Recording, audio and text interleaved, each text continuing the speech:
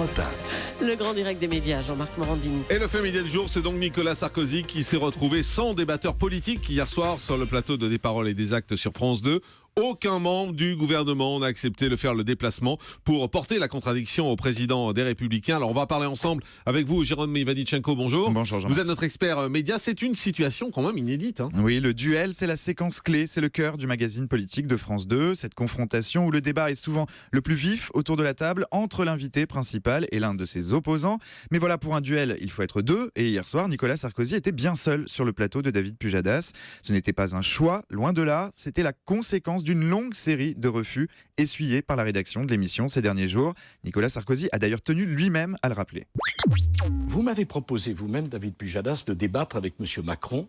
J'aurais été très heureux de parler avec lui de la politique économique de la France. Il n'a pas voulu. Ensuite, vous m'avez proposé de débattre avec Mme Taubira. J'aurais été très heureux de parler avec Mme Taubira. Ensuite, vous m'avez dit, les deux refusent. Nous vous proposons de débattre avec Mme Touraine, ministre de la Santé. J'aurais été ravi de débattre avec Mme Touraine de cette invraisemblable politique de santé qui met contre elle la totalité des acteurs de la santé en France. Bon, chacun a aussi le droit de dire non. Les Vous-même. Français ont le droit de savoir ce qu'il en est. Dois-je en conclure que nous sommes la seule démocratie au monde où les responsables gouvernementaux considèrent que leur devoir n'est pas de débattre avec le président de la première formation politique d'opposition du pays.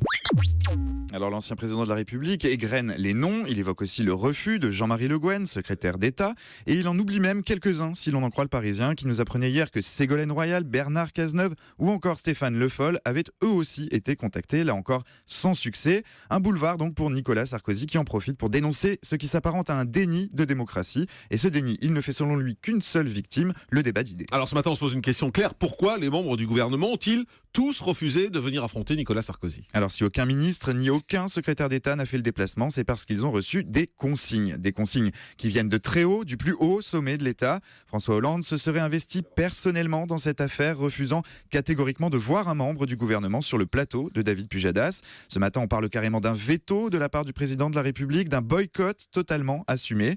L'entourage du chef de l'État explique cette décision au Figaro de manière très laconique. Je cite, « Les membres du gouvernement sont au travail ». En sous-texte, ça signifie qu'on a d'autres choses à faire que d'aller affronter un ancien président sur un plateau de télévision. Une position qui est loin de faire l'unanimité. Le Parisien rapporte ce matin les propos d'un membre du gouvernement, dont on ne connaîtra pas le nom, qui déplore ne pas être allé porter la contradiction. Mais pour l'Élysée, si la contradiction devait être portée hier soir, c'était par le Parti Socialiste, mais pas par le gouvernement. Et c'est d'ailleurs ce qu'a proposé l'émission de France 2 à Nicolas Sarkozy. Oui, et cette fois, c'est l'ancien président qui a refusé. David Pujadas l'a rappelé hier soir à Nicolas Sarkozy. L'émission voulait mettre face à lui Jean-Christophe Cambadélis, premier secrétaire du PS. Vous m'avez dit, il y a éventuellement le premier secrétaire du Parti Socialiste. Mais On vous l'a dit au départ aussi. Pourquoi dois-je débattre avec le premier secrétaire du Parti Socialiste, dont j'ai compris, à l'aune de ses dernières déclarations, qu'il ne partageait pas l'ambition de la réforme constitutionnelle du président de la République et lui-même n'applique pas la politique du gouvernement. Il n'y a donc pas un seul ministre qui veut venir débattre ce soir avec l'ancien président de la République et l'actuel président Nicolas des Sarkozy, Républicains. le patron des Républicains aurait pu débattre avec le patron Tout du à Parti fait, Socialiste, tout à c'était fait. aussi logique. Mais- Chacun en conscience peut dire oui, je veux ou je ne veux pas. Je veux que les gens sachent que ce n'est pas parce que je refuse le débat, au contraire, le débat dans une démocratie, il est nécessaire. Alors, Et j'aurai donc plaisir à débattre avec les Français, ce qui après tout est sans doute beaucoup plus utile. Alors ce qu'il faut comprendre, c'est que Nicolas Sarkozy souhaitait se retrouver en face d'un responsable politique impliqué dans l'action gouvernementale, une personnalité aux affaires. Faute de contradicteurs issus du gouvernement, la rédaction de Des Paroles et des Actes a donc trouvé un palliatif, un panel de 6 Français, et parmi eux, Karl Gazi, un responsable syndical secrétaire de la CGT Commerce. En fin d'émission, son échange avec Nicolas Sarkozy est vif. Il l'interpelle notamment sur la politique sociale qu'il a menée pendant 5 ans et sur les chiffres du chômage.